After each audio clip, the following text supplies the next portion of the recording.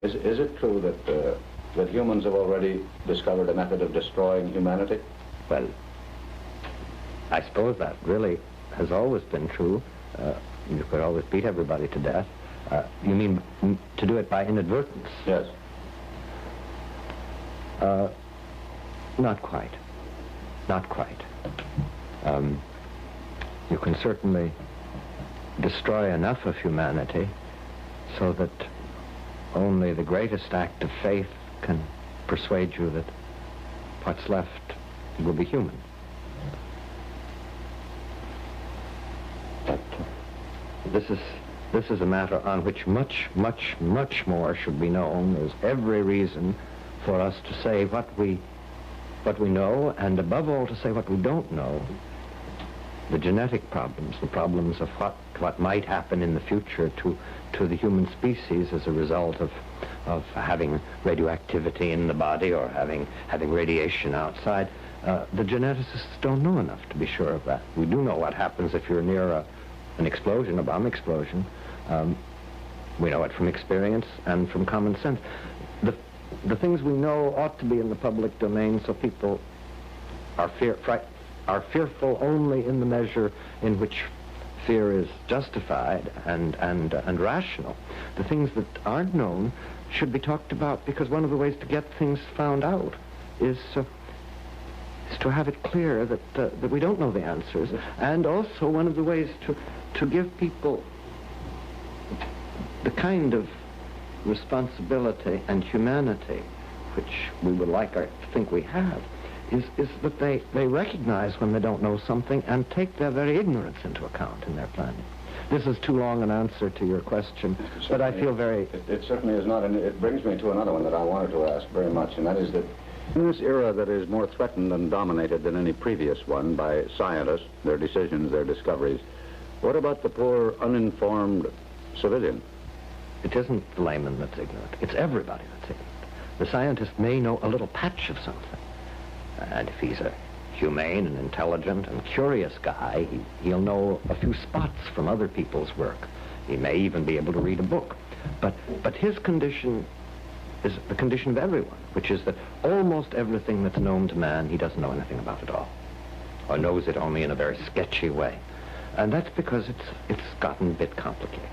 The problem of a coherent civilization is the problem of living with ignorance and not being frustrated by it.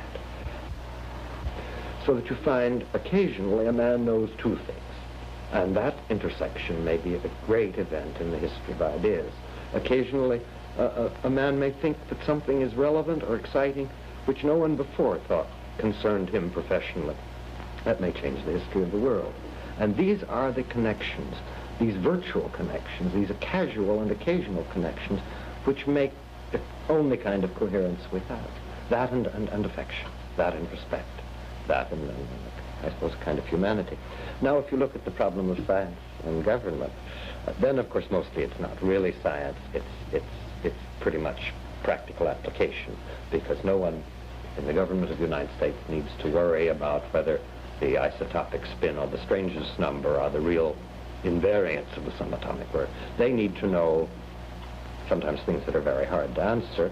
Can a ballistic rocket enter the Earth's atmosphere if it's come a few thousand miles and have a skin that isn't burned up and so on? They need to know, is there any limit to the size of explosions you can make? They need to know all kinds of technical things. And these are not, in the narrow sense, the frontier of science, but they're technical and complicated. Some will understand one another in one area, some in another, and you get a kind of lacework of coherence. And that requires, I used the word affection before. For the government, it might be better to say trust, though I think even for the government, affection wouldn't be a hopeless word.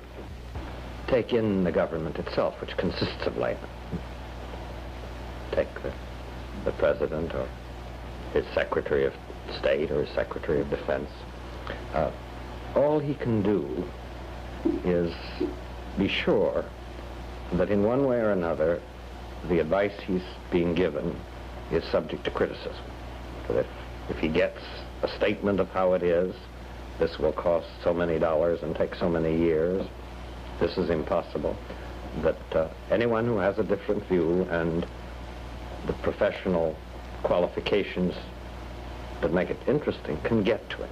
And I think that isn't too bad in the parts of the government I've been close to, that is, the atom and military establishment and the State Department. I think people have been able to tell their stories, and that folly has been corrected. But if you mean the people outside the government, yes, and I think that's more important. There's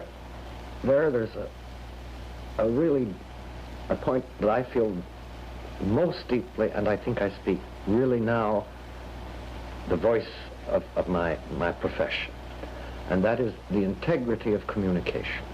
The trouble with secrecy isn't that it inhibits science. It could, but in this country it's hardly been used that way. Technical things are really quite widely known, and those at the growing tip of any science are so far from practice that the people talk quite freely about and should. The trouble with secrecy isn't that it doesn't give the public a sense of participation. The trouble with secrecy is that it denies to the government itself the wisdom and the resources of the whole community, of the whole country.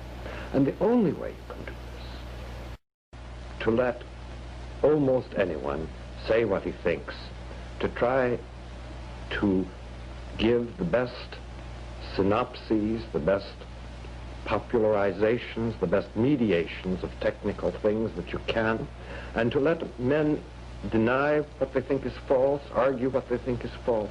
You have to have a free and uncorrupted communication. And this is so the heart of living in a complicated technological world. It is so the heart of freedom that is why we are all the time saying, does this really have to be secret? Couldn't you say more about that? Are we really acting in a wise way? Not because we enjoy chattering, not because we're not aware of the dangers of the world we live in, but because these dangers cannot be met in any other way. Well, if I may say so, I think you were speaking there not only for your profession, but for mine, if it is a profession. I'm sure of that. There aren't, in fact, very many secrets. There aren't secrets about the world of nature. There are secrets about the thoughts and intentions of men. Sometimes they're secret because a man doesn't like to know what he's up to if he can avoid it.